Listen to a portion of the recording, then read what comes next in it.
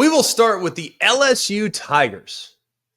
And this one, I don't feel like I need to convince a lot of people of LSU being good. They're always pretty dang good. Now, this past year, there were some inconsistencies for sure. On the defensive side, there were occasional inconsistencies down the stretch with Garrett Nussmeier's decision making. They had some challenges and could have very easily lost more games than they did. But if you look at one off-season theme for LSU and for the last two national champions, Ohio State and Michigan, what's one thing that they have used to describe their approach to the upcoming season? That would be, quote, all in. Brian Kelly and LSU have alignment, and it feels like they're pushing all their chips into the table. Feels like this is the year where we have the quarterback, we have the personnel coming back, and we have the ability to attract pieces in the portal that can get us over the hump.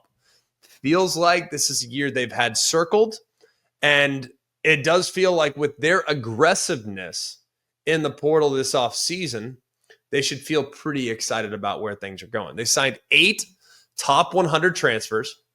They signed 9 overall in this transfer class that started at least 7 games at their previous destination. Couple of notables too. Wide receiver, they still have Aaron Anderson. He's going to be great to take some of the pressure off Garrett Nussmeier. Garrett Nussmeier is great, by the way. I think there's a couple things I'd like to see him do a little better. Maybe take off and run a little bit more. He's a good athlete. He just refuses to run. It's like he views quarterback scramble as a sign of weakness. It's not. Taking off and running and being athletic would be helpful. And then, too, I think sometimes he has a little bit too much faith in his arm. But, man, the guy's super talented.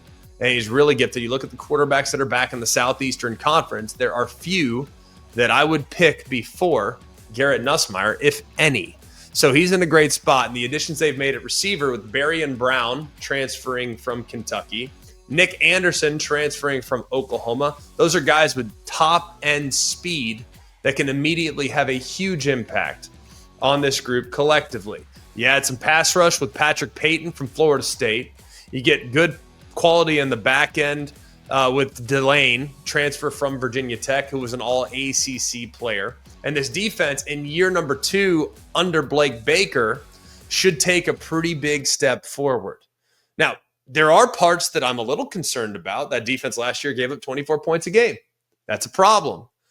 I think that Harold Perkins has long been a bit of an enigma because he's super talented, has had very flashy moments, but hasn't been the down and down out difference maker that you want at the second level of a defense that's hyper aggressive. You also have to replace 3 offensive linemen that are really, really good on an offensive line last year that I think had probably the best left tackle in college football. So that's something to be concerned about as well. They did, however, go out and get a high-level high school class as well. And the schedule is pretty tough. It's an SEC schedule, but if you really look at what they have, it's not outrageously impossible. Like, they can win all these games, but it'll be tough for sure. The good news is most of their most difficult games are at home this year. They go to Clemson to start the season, and they desperately need to get a win there in week 1 because Brian Kelly is 0-3 in week 1 games at LSU. Coming out of the gate 0-1's tough spots. You go on the road to another top 5, top 7, top 10 team in Clemson. That'll be a tough game, but one that LSU can win. You got Florida coming to you on the 13th of September. You got Ole Miss coming to you on the 27th of September. South Carolina is at your place on the 11th of October. So is A&M on the 25th. The one other super difficult road game that they'll deal with is on the 8th of November when they travel to Tuscaloosa to take on the Crimson Tide. So you look at the schedule, you look at the personnel returning, the quarterback consistency that we're likely going to get from Garrett Nussmeier, the year 2 progression that we're expecting on the defensive side from Blake Baker, and some of the pieces that were added via the transfer portal. I think this is a year when LSU makes the college football playoff. I think they're going to be in, and I think when they get there, they're going to be a huge problem for just about anybody standing in their way.